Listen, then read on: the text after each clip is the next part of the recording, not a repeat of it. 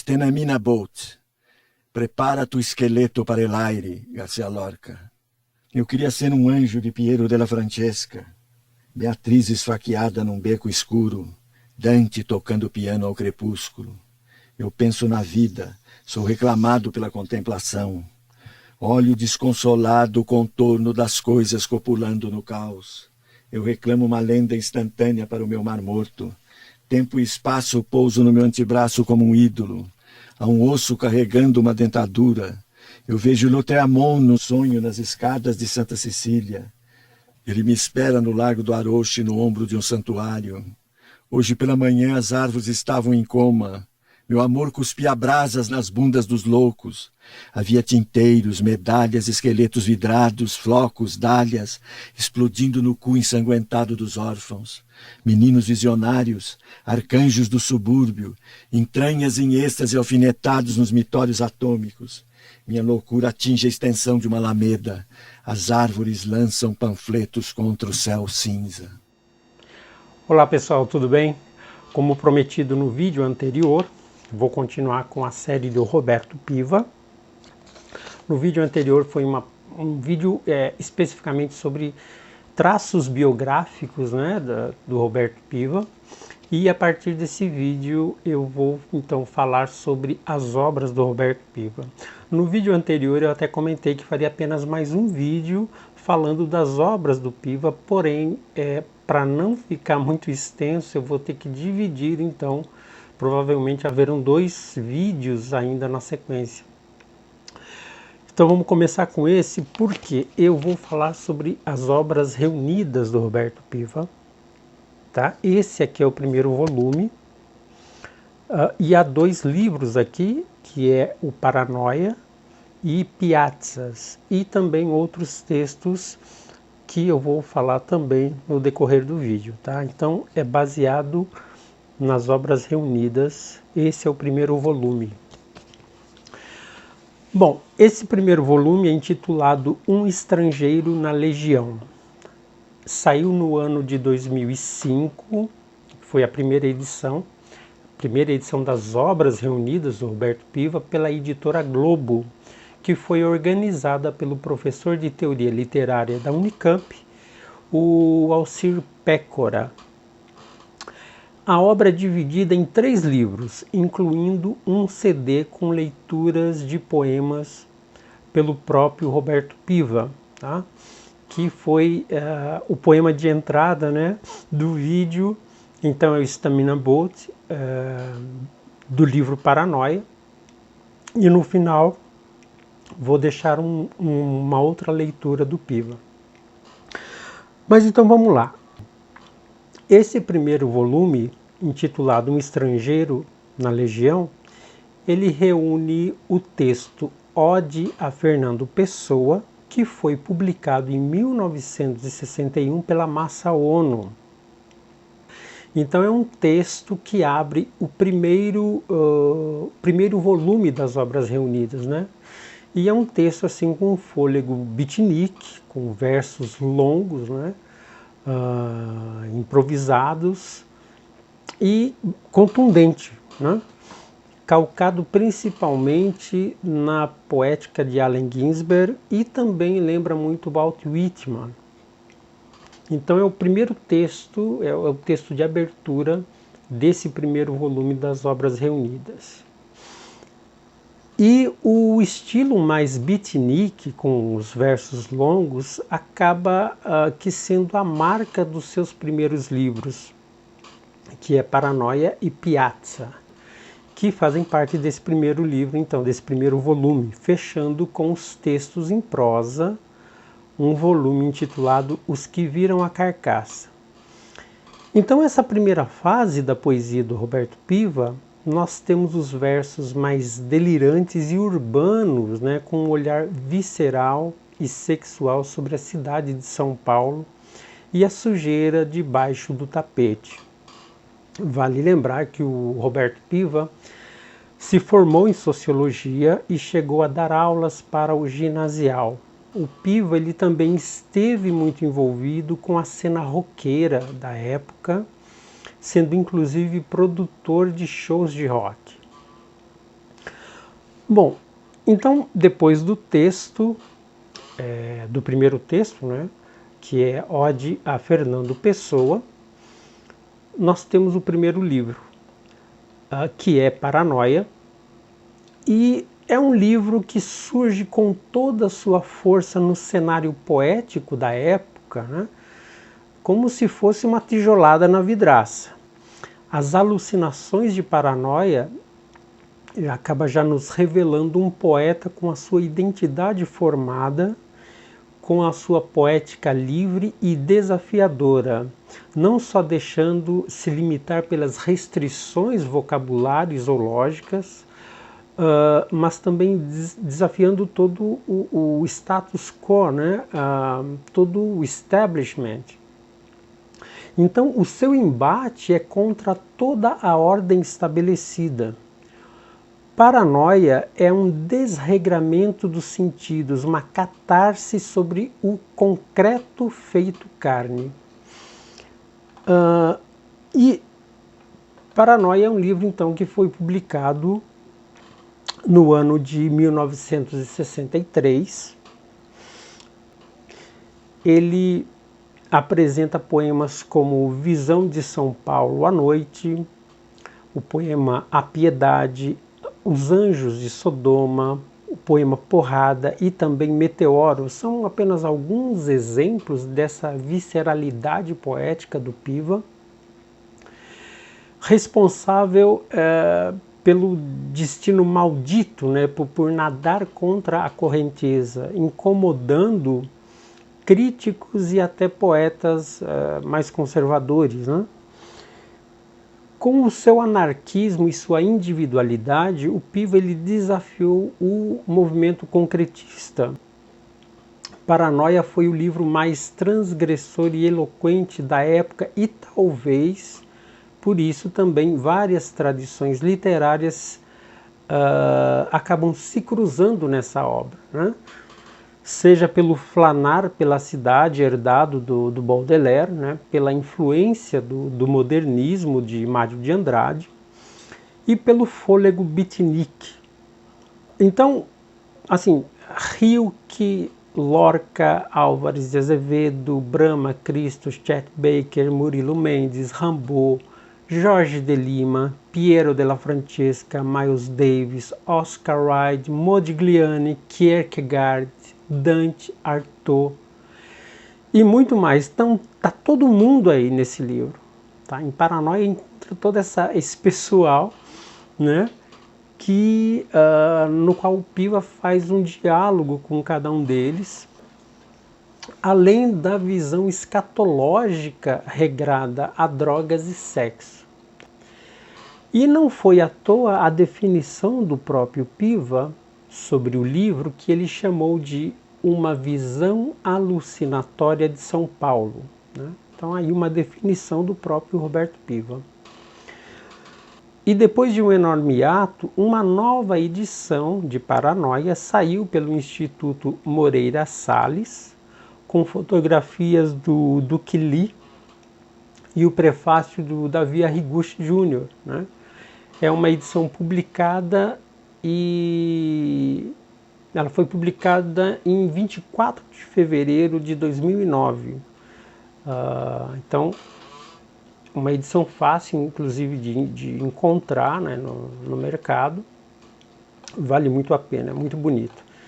Então, temos aí Paranoia, o primeiro livro do Piva, né, que foi então publicado pela Massa Ono no ano de 1963.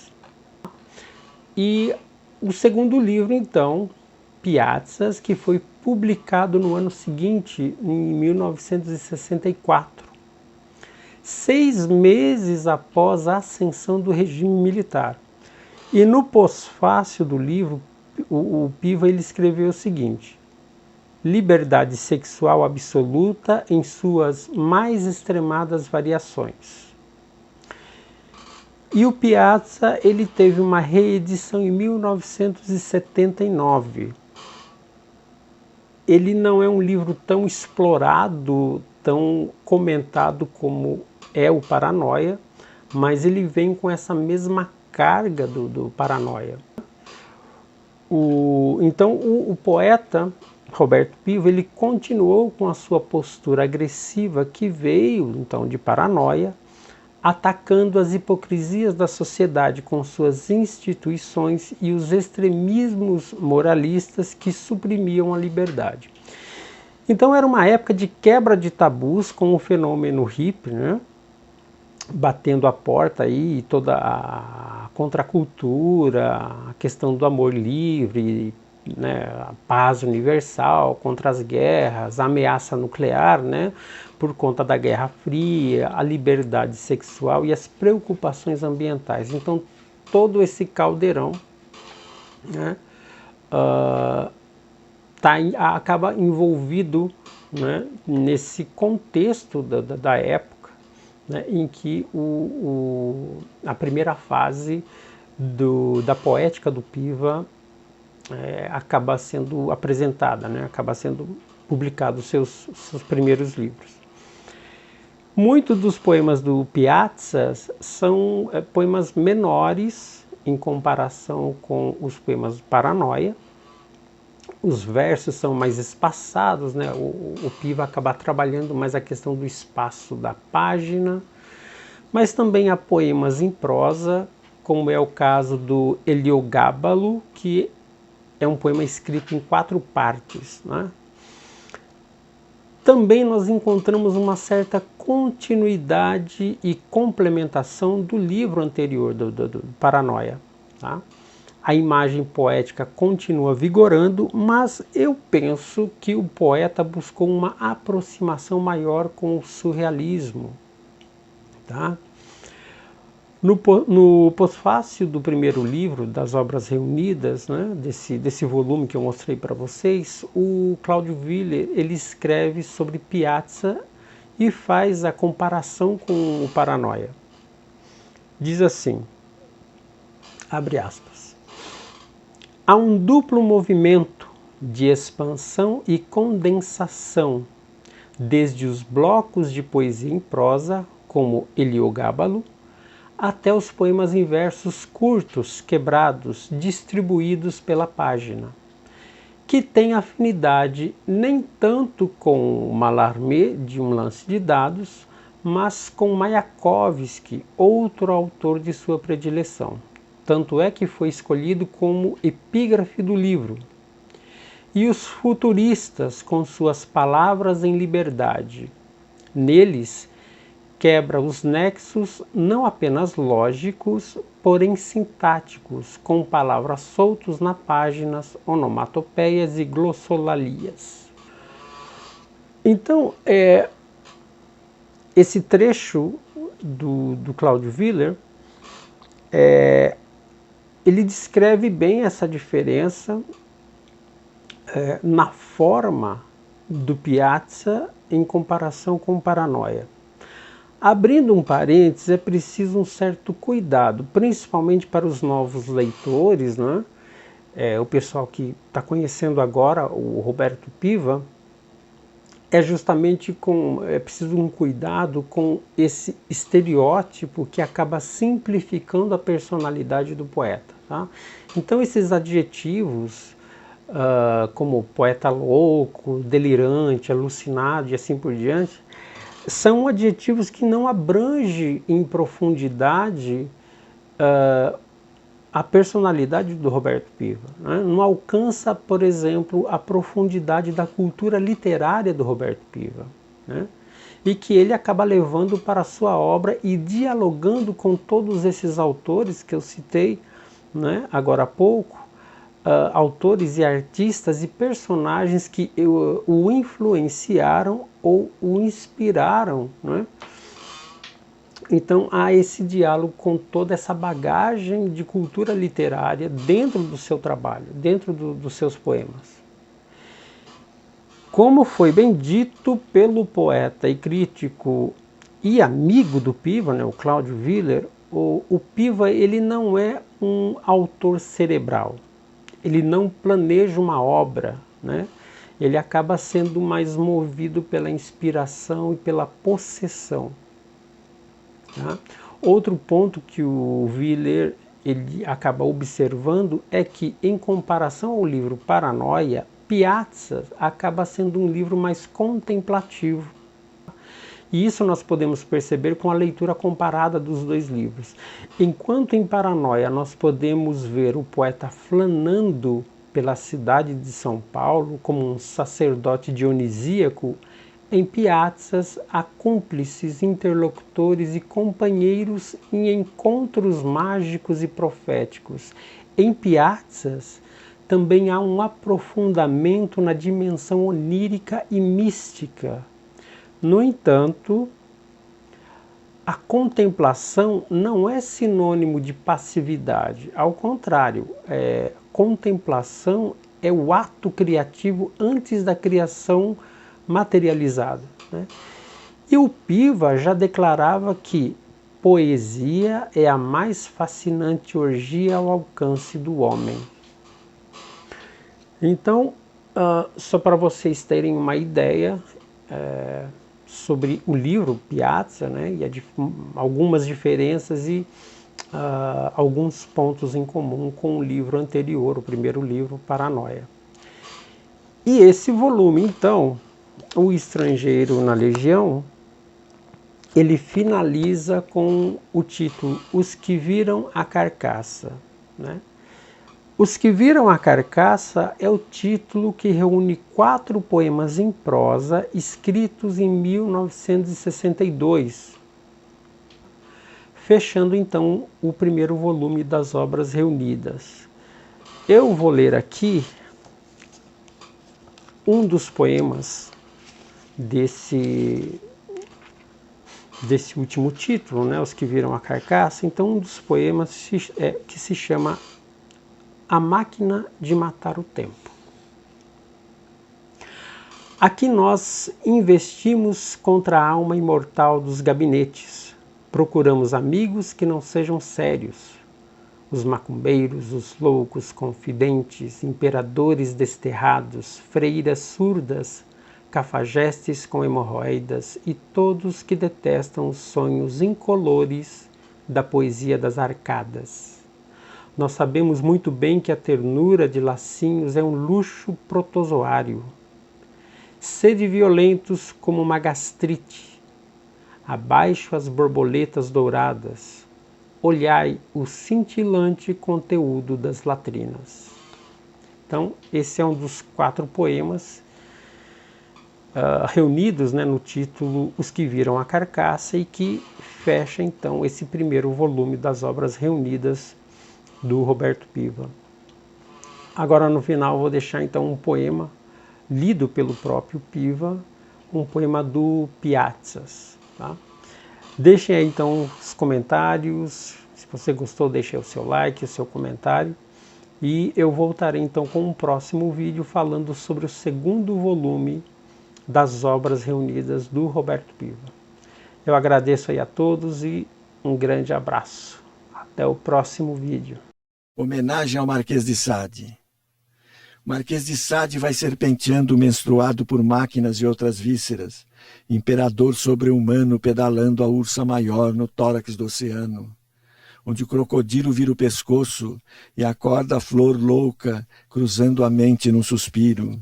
É aéreo o intestino acústico onde ele deita com o vasto peixe da tristeza violentando os muros de Sacarina. Ele se ajoelha na laje cor do tempo, com o grito das Minervas em seus olhos. O grande cu de fogo de artifício enche este espelho de adolescentes com uma duna em cada mão. As feridas vegetais libertam os rochedos de carne empilhados na catástrofe. Um menino que passava comprimiu o dorso descabelado da mãe uivando na janela.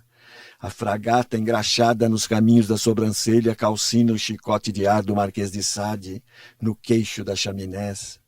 Falta ao mundo uma partitura ardente como o ímen dos pesadelos. Os edifícios crescem para que eu possa praticar amor nos pavimentos. O Marquês de Sade pôs fogo nos ossos dos pianistas que rachavam como batatas. Ele avança com tesouras afiadas tomando as nuvens de assalto. Ele sopra um planador na direção de um corvo agonizante. Ele me dilacera e me protege contra o surdo século de quedas abstratas.